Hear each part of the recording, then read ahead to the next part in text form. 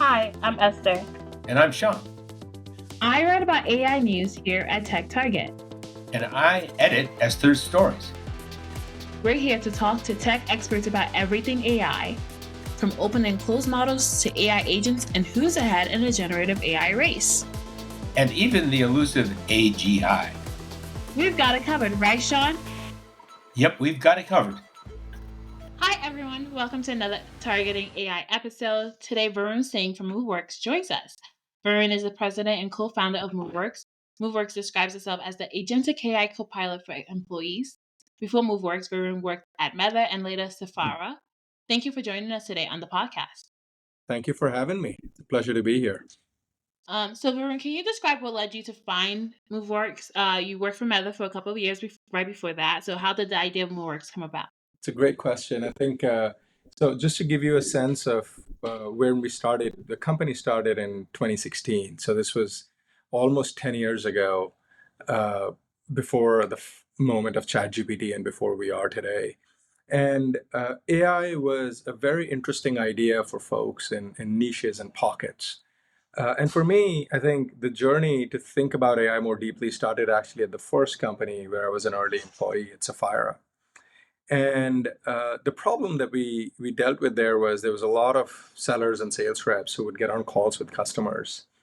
And each of them had to be trained every time to ask the right questions to understand what the customer's needs were and whether they're a good fit for our product or service at that time. This was in 2013, 2012 timeframe. And I wondered if there was like an efficient way to take in customer data and recommend to each seller who's interacting with customers what questions they should ask. And that was my first ever interest in AI. Like, AI is something that can personalize a seller's ability to engage with customers at scale. But I didn't know anything about it. This was in 2012. AI wasn't a big thing. And I thought about where I could go to learn more about AI. And that's when I sort of joined Meta. And in Meta, my responsibility, I was in the product management org, and my responsibility there was to help scale Facebook more efficiently and effectively. And it was called Facebook then, so I might interchange the two words. But to scale Meta more efficiently and effectively. And just to give you context, when I joined Meta, there were about 7,000 employees, which is about less than a tenth of how big they are today. They were growing rapidly. And there was a lot of different bottlenecks that needed to be solved. And I'll go through some of them and how that led me to this idea.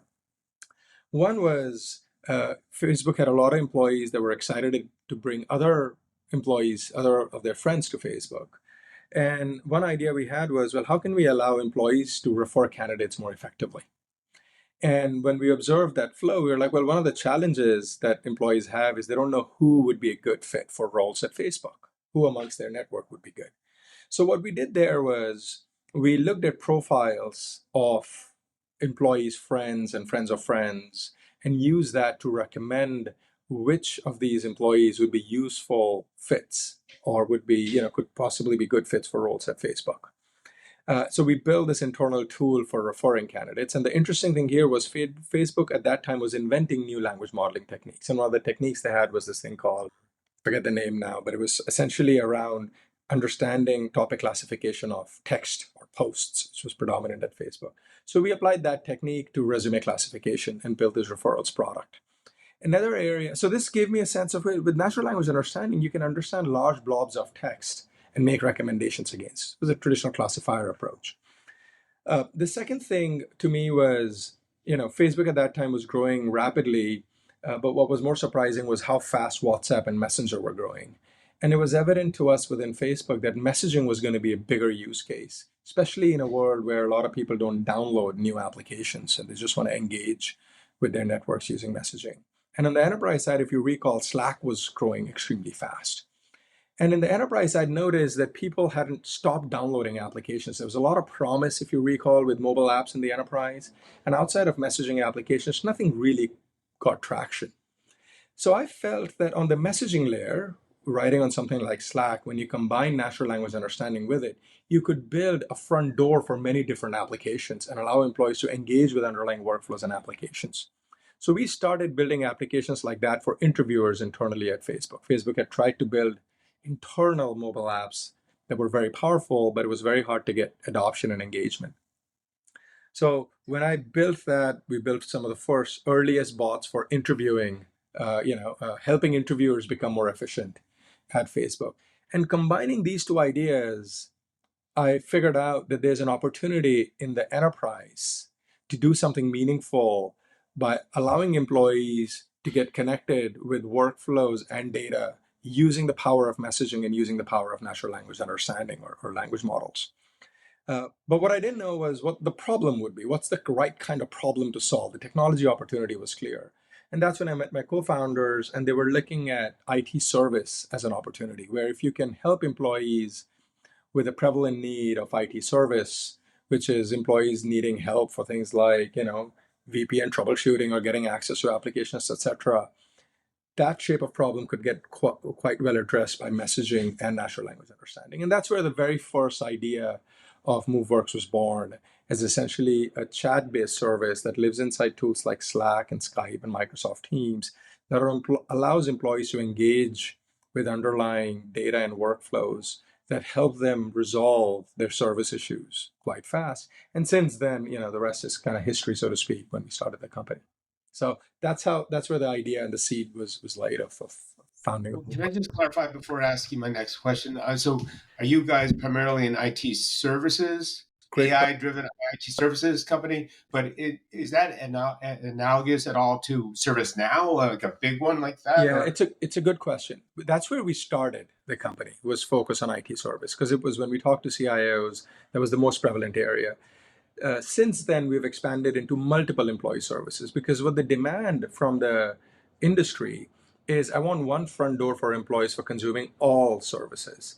So today, about 80% of our customers use Moveworks for IT service plus one more. The most prevalent being HR, but then finance operations, sales operations, workplace services, etc., tend to be pretty big and emerging areas for us in terms of serving employees. So the idea since then has grown into, okay, you do really good job with IT. Why can't you do HR and everything else as well? And that sort of is in line with the kind of transformation our customers are looking for. Okay, that's awesome. Thanks. So we'll dive into later your how you achieved $100 million in annual recurring revenue. So with AI being pretty successful. Yeah. So what's the relationship between Moveworks and AI? Because as you noted, you started Moveworks when AI was still in traditional AI. Yeah. You weren't that excited about it. So do you guys use proprietary models, open source models, something else? Yeah. What's your whole journey with AI? Yeah, it's a great question. I think so. When we started, AI was at its early stage, but a lot of innovations were happening at the same time, and you were still, even at that time, AI was accelerating. Even though it looks like it's still accelerating, it was accelerating at that time too, where every day you would see new models and new approaches come out, which on benchmarks would outperform everything that had come before it. And it seemed to happen every day. So our perspective was simple. A lot of language models exist. Can we use those machine learning techniques to unpack an utterance? And we called it an utterance. It's now called a prompt, to understand what users are talking about. And these were things like intent detection, spelling correction, grammar alignment models, phrase alignment models, etc., to get as much information as we can out of what the user's saying. Now, fast forward to today, when ChatGPT has come out and large language models are a thing. Our entire stack uses a combination of frontier models and a lot of fine-tuned models that are proprietary in nature. If I walk you through sort of the whole stack, there's sort of almost 6 steps to it. The first step is when the user types in a prompt, there's a set of models. Primarily, it's a frontier model that tries to understand what the user's objective is. What is the user trying to get done? So it tries to distill the goal of the user and then breaks down into a set of constituent steps that need to be followed. So it develops a plan. Now, once this plan is developed, there's a set of different models and services that get called, and some of them are proprietary, to try to fill more data in, like who's the user, how can we personalize their query, what are the right queries to generate for this plan. And then a classifier gets called to pick the right set of constituent integrations and the plugins that sit on top of these integrations that should be called to execute this plan. And then a fine-tuned llama model gets called for execution of this plan. Once this plan is executed and the results come back, then there's a frontier model that looks at this plan and attempts to figure out if this, or the summary rather, attempts to figure out if the summary is salient to the user's objective in the original plan. If not, it goes back into the planning stage and makes more calls. But if it is, it attempts to summarize it. Now we know when summaries are generated, you still need citations, you still need to make sure there's no hallucinations in there.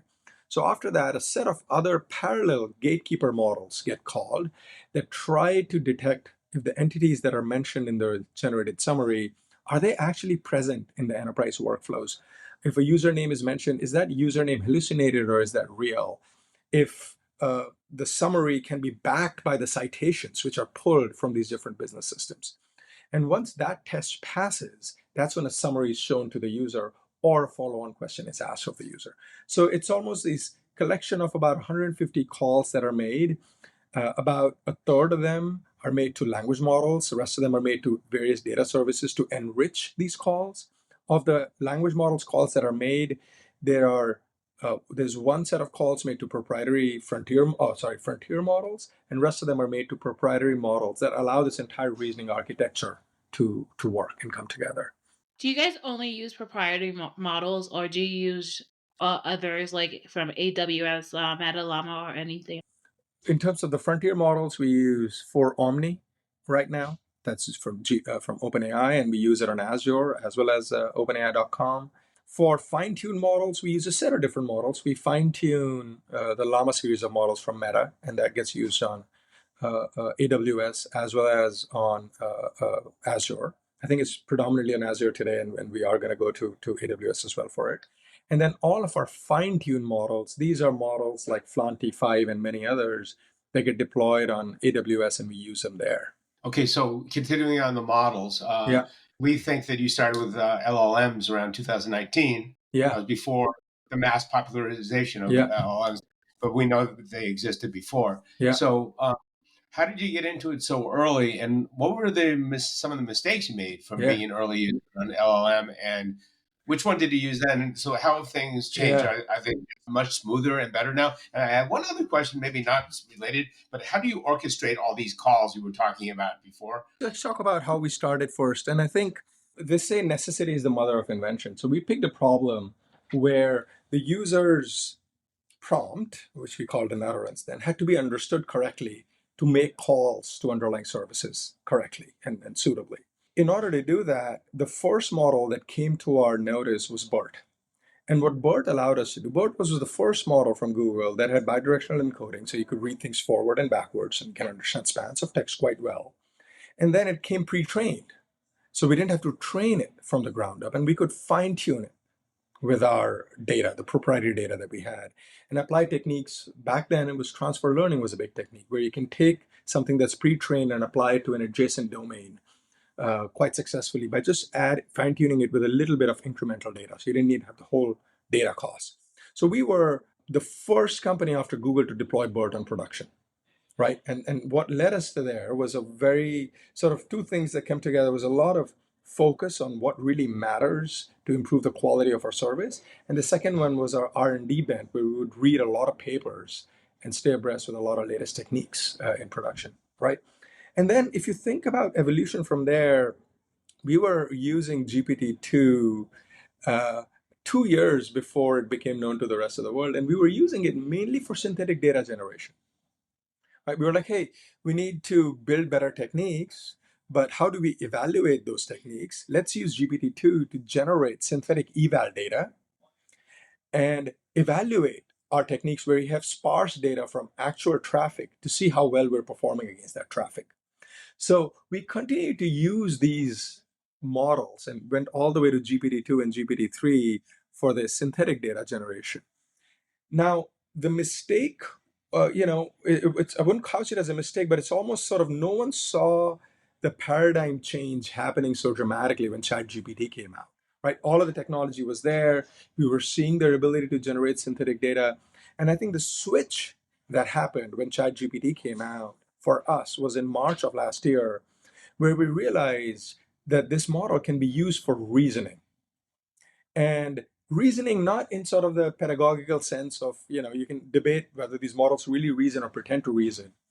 But even if they pretend to reason, the practical utility of converting an objective into a set of function calls, they could achieve quite reliably in our domain. So that's when we went all in to, instead of using a stack of language models and evaluating the utterance, to building this new reasoning architecture that was more wholesale oriented around understanding the objective, developing a plan, executing function calls, and then presenting a response back to the user or iterating on it. It's not so much a mistake that was made or not, but it was just sort of, as technology evolved, the moment a paradigm shift actually comes into full focus, you look back and you're like, oh, we could have done that sooner because we had access to the models, but we didn't see how powerful they could be. And we couldn't quite, when you're sort of in this hockey stick phase, you really don't know how far this hockey stick stretches in real time to make some of these architectural choices. In terms of how we manage these calls, I think there's the technical aspect of managing these calls, which is relatively easy, which is we have an internal large language model gateway through which these calls get passed. And this gateway has the ability that allows us to configure where these calls go, what inputs are provided. And you get to AWS or you go to Azure, it's a frontier model call or something else. And if a frontier model call fails, can we regress back to a different model to improve resilience of our overall service? So that's sort of the technical aspect. The more intriguing aspect is, how do you ensure that these models, as we experiment with them and continue to bring frontiers out to our users, we went from 4 to 4 Turbo to 4 Omni, and now we're experimenting with O1, is how do you make sure that you can go from experimentation to production as quickly as possible? And we invested a lot in evaluation data sets. And what those evaluation data sets do for us is give us a level of confidence when we're testing to know if our experiment will work well on production or not. So we invest a lot of rigor in developing these evaluation data sets against which these newer models and all of this sort of soup, the primordial soup of LLMs that's part of our reasoning architecture, gets tested and evaluated. And that's the hard part of making it work. You have to make it work reliably against production traffic. We have about 5 million users on our platform. We have some of the largest companies like Honeywell and Siemens and Northrop Grumman, et cetera, using our service, Toyota Motors. And they rely on our service as part of their business infrastructure in delivering a consistent and ever-improving quality of service. So our investment in this evaluation data sets and this underlying infrastructure really paid off and continues to pay off to stay on top of this ever-improving sort of capacity of large language models. Super cool. So Moveworks recently announced that it surpassed $100 million in annual recurring revenue. What does that mean? How did Moveworks get here? Yeah, I think $100 million of revenue or annual recurring revenue, what that very, very few companies, very, very few startups get to this level of scale. And what that really represents for us is the value and the impact we're delivering to the world. When you think about 5 million employees, when you think about the over 350 customers that we serve and the revenue that we have, it really demonstrates that as a company, we've scaled AI across the world, over 100 countries, across regions from Europe to Australia to the Americas, Canada, in a manner that delivers a lot of value and impact. And this is not, given our history, this is not, there's two types of revenue in AI. There's sort of experimental revenue where you're doing POCs, but you really don't have value to show in production. All of our revenue is actually real value that's delivered to customers in production. These are not experiments that are being run by customers to see what work and what might not work. These are long-term bets being made by our customers on us and our service. And what this also represents is, without AI, there's nothing Moveworks has to offer to the world. Like, if you take AI out of our stack, there's nothing we can sell to the world. Literally nothing. Like, we wouldn't, there's nothing. There's only value from Moveworks comes because of AI. And then, yes, there's a lot of complementary technologies that need to be built to make an application work. So that's another thing that this number represents, is we're the only pure play AI application, right? If you think about others like Microsoft or GitHub, they have other services to offer, and they're adding AI on top of it. we are a pure play AI company. First one to reach that level of traction and level of value in the market. Does that mean that you trust your ability to survive, right? Because obviously, like you mentioned, Microsoft and others have other services, right? And you are purebred Yeah. AI, so to speak. And so, does that mean that is that more dangerous for you, or is that do you think that makes gives you in a good standing? Yeah, it's a good question. So I think first of all, if you think about the very scale of our revenue, that gives us a lot of control within the company of how we want to grow and scale. Now, a lot of this revenue is only accelerating now as the demand for services like ours becomes more obvious to the world, right? Because interest rates are where they are. Uh, Businesses have a huge amount of focus on business productivity, right? They're not looking for technologies and then exploring use cases. They're trying to work use cases backwards to identify a set of technologies that can deliver against sort of the needs of the business. And in that sense, we fit the world quite well. And if you think about some of the other providers, like Microsoft or ServiceNow or others, they really are all about improving productivity of their users with their application. Okay. Our focus is improving productivity of employees and businesses who consume a plethora of these different business services. Even if you look at any business that might have hundreds of applications and maybe tens of massive applications that house a lot of data and workflows. And we're the only ones that have bidirectional connectors into all of these applications. We have a developer tool that, with Agentic Automation, gives these developers inside enterprises the fastest way to bring more AI use cases to life. We have a common layer of analytics that works backwards from employees to give these businesses the ability to understand how well employees are being served. So in that sense, we're like a N of one. No one else, everyone else is focused on, the bigger players are focused on improving the usability of their existing services and enhancing the value of their existing services. We're focused on allowing the business to get the most out of all of these services in one consolidated unified platform that's focused on improving employee productivity as well as business productivity. Okay, so thanks for that. We're gonna get into agentic in a couple of questions. That stuff was super hot. Um, but it seems like we think that Moveworks subscribes to the idea that if you're not using AI correctly, you're going to get left behind. A lot of people think that now too. What would you say that some of the ways that enterprises could better use AI technology, especially generative AI? Yeah. Um, there's a lot of excitement with generative AI. There's a lot of promise with generative AI. And I think what we're seeing right now is a lot of experimentation from a variety of different businesses because it is so exciting. Now, it's not so much that you're using AI incorrectly. It's what we're hearing from our customers and the world at large is there's this a CIO I was speaking to had this great quote. He goes, "We have more ideas than the money we have to spend against these ideas." So what we're trying to figure out is what are the best ideas that we should pursue. And these ideas start with a clear identification of problem statements that, when solved, would accrue value to the business, and then work backwards from it. So that's the first thing that smart business leaders are doing is instead of, buying everything under the sun, they are trying to work backwards from identifying these internal problems that give business productivity back to the business, right? Give them operating leverage, gives them some ability to sell their products better, improves productivity of certain stakeholders. The second thing that we're saying is AI, generative AI is sort of this interesting technology that any use case is just a few prompts away to demo. Right? I'll prompt it and it'll do this thing. I'll prompt it and it'll do this thing. And what that has done, it has created this illusion that if the demo is so easy, the product can't be that far behind.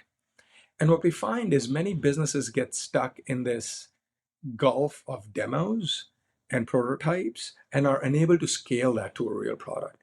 And what smart leaders are doing is understanding that there is an actual gulf, that prototyping is good, but let's not, delude ourselves that because someone showed a prototype, the traditional product problems of scaling and making it work reliably and making it work consistently across a set of diverse population use cases is still a tall order to bridge this gulf. So, what we end up noticing is people will try prototypes and they'll try to scale it, and they'll find that 20% of the data that comes back as responses has hallucinations in them. Now, on paper, 20% doesn't sound bad, but you don't know which 20%. And then, so the trust drops dramatically. And the next thing is, once trust drops dramatically, then you end up with these businesses going, wait, so we can't roll this out because employees won't adopt it, and it'll just end up being worse for our employees because we lose trust with them in terms of what our mandate is, which is to improve their productivity and productivity of the whole business. So I wouldn't say it's so much mistakes. I think what business leaders have to understand is the gap between quick prototyping and actual product is wider with generative AI than it was with prior technologies, given how easy it is to demo things. Second, loss of trust is a real thing because of, when you get summaries back that sound persuasive because of the reinforcement learning of these models, that can be very illusory to the user, and you can actually lead to loss of trust. Third, I would say is, as the frontier evolves, the architecture keeps getting more and more complex.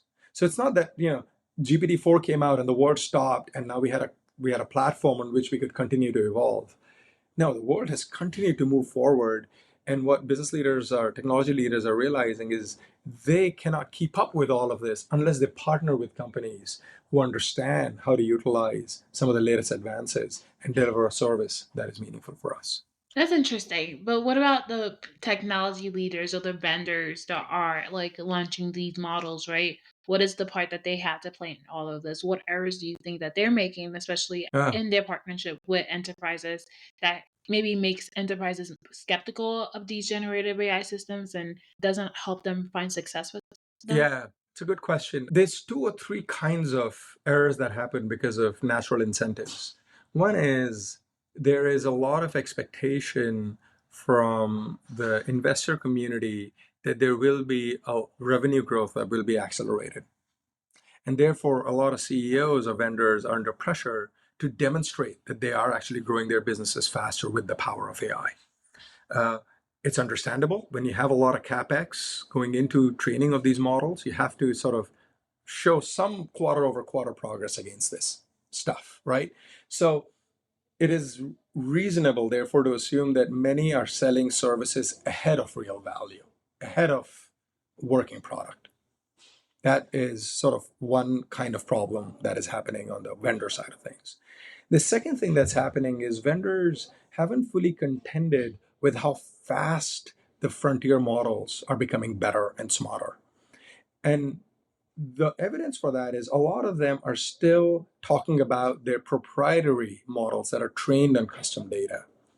And what ends up happening there is when the frontier model can do as good of a job on proprietary tasks as your proprietary model does, that is actually a poor investment for you to make rather than just utilize a frontier model or a set of frontier models combined with smaller fine-tuned models to build a service and an application that the world uses. So that's the other mistake people are making, which is no one has still quite understood how fast the frontier is evolving and how to fully utilize it.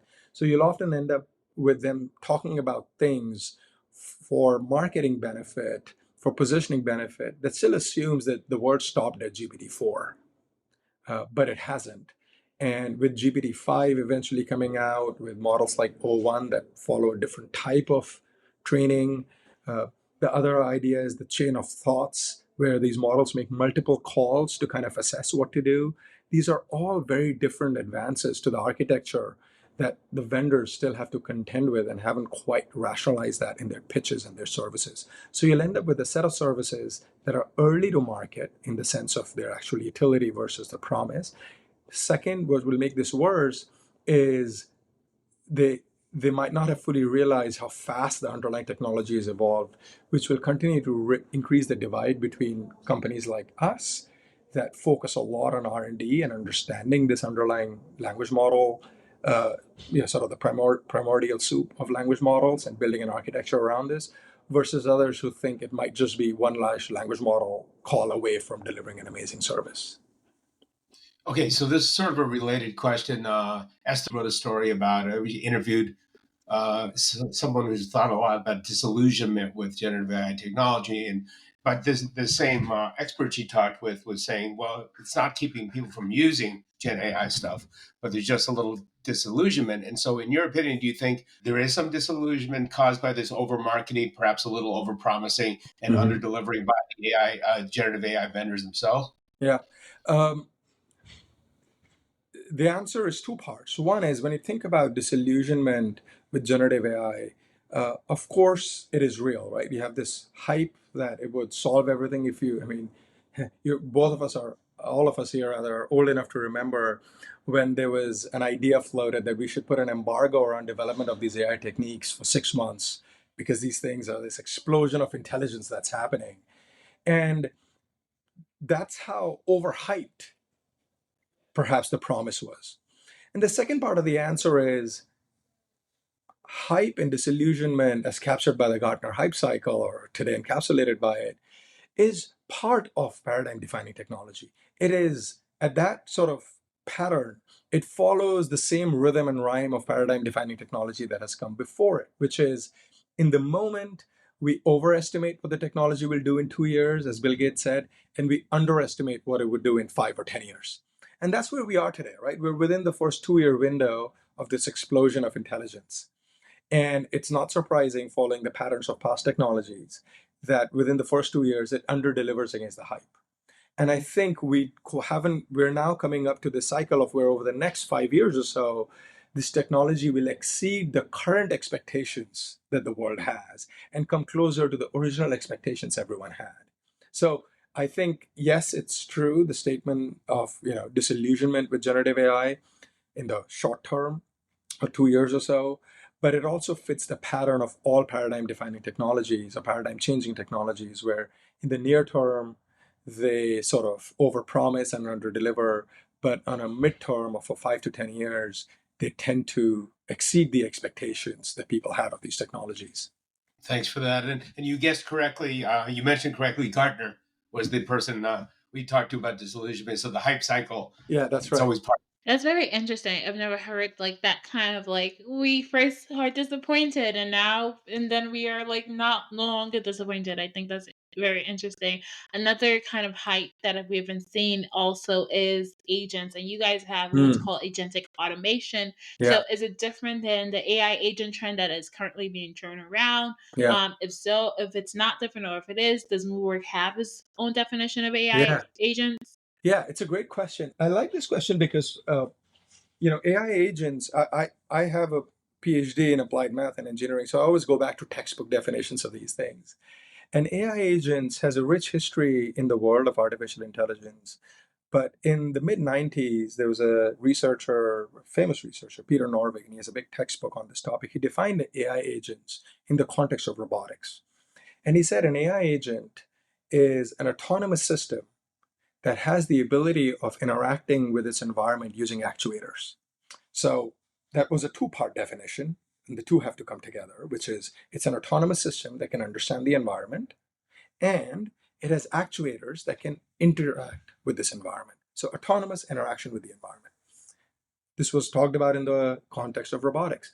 Fast forward to today, where we're living in a digital world, you have autonomous systems being encapsulated by LLMs. So this reasoning architecture that combines LLMs together is the autonomous system that understands the user. And then through APIs, it interacts with data. It interacts with underlying business systems. So an AI agent is essentially an autonomous system, as identified by large language models, that can interact with underlying data and workflows using the power of APIs as actuators. So in our world, the definition of AI agents, and for everyone, it should be as simple as, does the service have LLMs that interact with APIs to bring automations to life? And what this really means to life means a user, without being aware of what the underlying automations are, can instruct an AI agent with what their goal is, and can the AI agent then go out and carry out transactions on their behalf autonomously by using these APIs. So that's an AI agent for us. And of course, it's very valuable in our world because when an employee comes in and says, hey, I don't know what our time off policy is. Could you tell me what it is? And then tell me how much time off I have left. And if I have more than 4 days off, can you book next Friday off for me and also block my calendar and then write an email that I can send to my team, letting them know that I'll be off that day. Now, this is a sort of not a simple query or a prompt. It's an objective that I've given to an AI assistant that has to go out and make many calls across different systems, just like a person would, and then present the result back to me. And in steps, also engage with me and make decisions along the way. So that for us is an AI. Now, where does agentic automation come into play is to bring all of this to life. You need two things. You need this reasoning architecture where an LLM or set of LLMs can understand what the user's saying. And the second thing is somehow you need to prepare these underlying systems with automations that can interact with the large language model, right? And what Moveworks Agentic Automation Platform does, it's the first automation platform, that gives developers the ability to build automations that are purpose-built for language to API interactions, which is very different from the business orchestration world, which was more API to API automation or orchestration. So in our world, agentic automation is the idea or the concept that you have a set of automations that need to be distinct and need special purpose tools to allow LLMs to interact with those underlying automations and allow developers to be very efficient with them. And when they're deployed in production, for these to actually work when an autonomous system interacts with these APIs. Okay, so two quick follow-ups on agentic stuff. One is agentic search, enterprise search. Yeah. If you're using it for that, because that's Yeah. been an intractable problem up to now in enterprises. Enterprise search.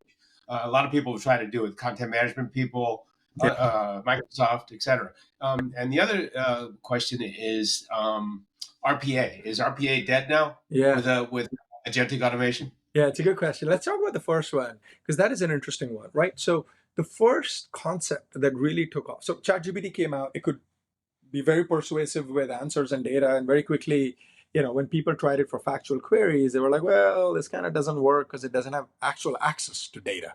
It's just sort of using its training to answer questions. So the first concept that came out was, okay, when the user provides a prompt, why don't we do a retrieval across real data set, pass the query and the retrieved data to a large language model that can then generate a factual summary for me based on this underlying records. And that was, retrieval augmented generation, or RAG. And that was the first thing that Microsoft Copilot talked about and many others talked about. Now, the problem with RAG is that it's, first let's talk about benefits. It's able to look at diverse set of sources and provide me with a simple summary. And where the large language model really gets deployed is at the summarization step, not anything upstream of that summarization. Now, imagine a scenario which is very common in enterprises where an answer to a simple question like, hey, what's the revenue for my account or for this account, can live inside 3 or 4 different repositories. You can have that data in emails, you have that data in CRM or your customer tools, and then you can have that data inside internal chat tools like the Microsoft Teams or Slack or something like that. And the disappointment that people had with RAG was for queries like this, where you have data for the same topic across multiple different sources, there was nothing architecturally in RAG that could help resolve these ambiguities, right? There was nothing, the generation or summarization step, that the LLM knew that this data was more trustworthy or that data is more trustworthy, and how should I think about it? And that's where agentic as a construct, reasoning as a construct, sitting on top of search comes in.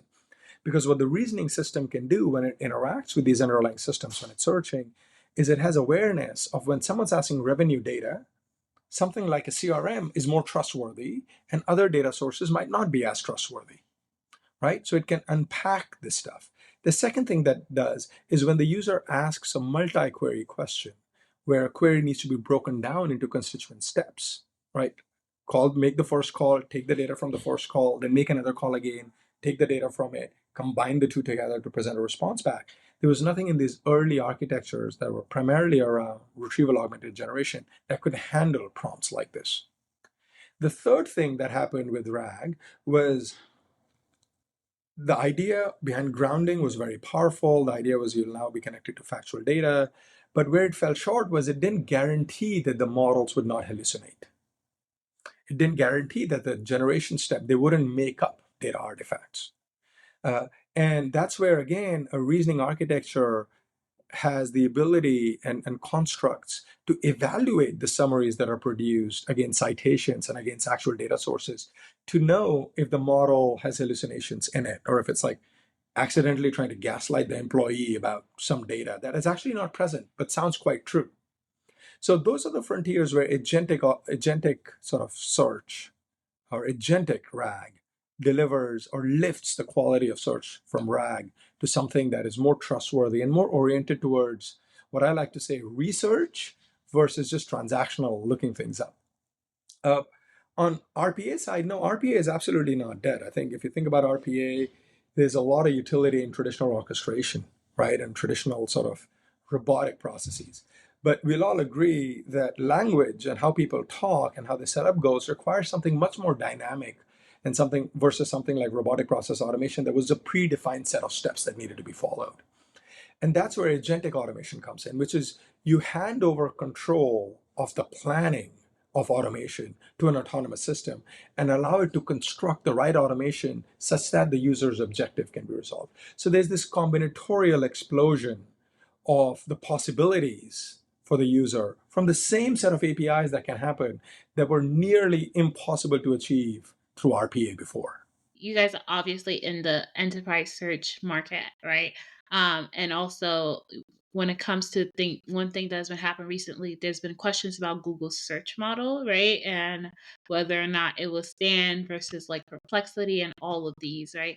So what do you think of the change in AI search, and what do you predict is going to happen in the next Yeah, coming I think it's a months? fascinating question that, we're all observers in it and we're all trying to understand what's going on in this space.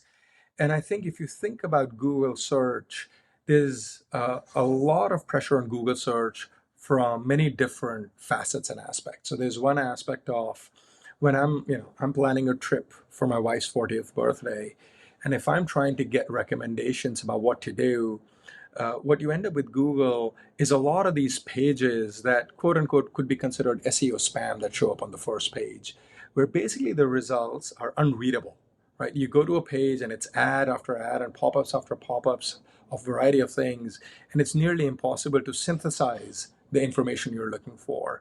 And for searches like that, it's clear that Perplexity or ChatGPT search are way more powerful because they sort of distill the insight back to you and get you into really meaningful knowledge versus a set of results being returned to you. Now there are legitimate questions about business model and other things on that end, but from a quality of service, it has allowed people to experience what really powerful search can do when you're for certain kinds of queries, right? We're not trying to get to a website. If you think about Google's original goal was to get to the website as quickly as possible, and then it became an answer engine. But now these systems are going towards research engines, right? They're like, okay, if I'm doing a certain activity, give me all the insight possible without making me go to 10 different pages and links and reading through this stuff. Allow me to ask follow-on questions and keep me in context and keep creating more insight from me. And that clearly has become the frontier of search for many types of searches. And what you'll see over time is with Google search, the user was the algorithm, right? So as through you or Sean, you'd look at the pages and you would get the ability to choose, hey, do I need to go look at the images or do I need to go click on the shopping tab? Which link do I click on? So it yielded a lot of control to you back as the user. But with AI search, what's happening is the reasoning abilities of these LLMs is now encapsulating what the user had to do early on, right? And for certain kinds of queries, that is very powerful. And the danger for Google is as these reasoning models get more sophisticated, as they develop memory, as the new architectures develop, they will continue to eat away at the search engine's results page, which is where the users would interact with certain kinds of results. If I can get a quick answer or the right answer from the reasoning engine using these underlying data sources like ChatGPT search or Perplexity, why would I ever want to go to a source page? So the trend there is, as these architectures and the LLM architectures become more sophisticated, they will eat away at the search engine results page. On the other hand, Google has immense pressure on search ads from providers like Amazon that have a closed loop internally, right? Now, oftentimes when you shop or I shop, we end up seeing search ads on Amazon. And that's where, nearly 30% of the market, the fastest growing search ads business is Amazon. So those are the kinds of bear cases you might make against Google. What's the bull case for Google? The bull case for Google is it's still technologically the most advanced company on the planet. They invented the transformer architecture, right? They invented the tensor processing unit, which is very efficient at inference loads. And when you talk about inference loads, this operating advantage that they can have is quite significant. By some accounts, they're 70% more efficient than GPUs at inference calls. So can Google bring its technology to bear in a manner that with all the traffic that they have, they can learn and iterate faster, introduce better services that leapfrogs these competitors? And there is a certain amount of capital advantage that Google has. It's still the closest thing we have to treasury in the private market, so to speak, right? As a private company, they generate a lot of free cash, which they can plow back into research. And research is going to be integral to the long-term lead here. So I think it's interesting times that we're living in. It's still too early to pull the podium out and declare winners or losers in this space. And I think Google has the R&D capacity, the cash needed, and the distribution of current products where they could be the ultimate winner and a much bigger winner than they were in the past. But it won't be without trials along the way with emerging competitors like OpenAI and Perplexity. I certainly wouldn't count Google out, nor would I bet against your company. So, Meta's another one. Yeah. Oh, yeah. But anyway, thanks everyone for listening to this Targeting AI podcast with Varun from Moveworks. It was a really good one. You can check out our podcast on Apple Podcasts, Spotify, any other major podcast platforms. You know where you can find Varun at Moveworks. And thank you. You were a great guest. We appreciate it.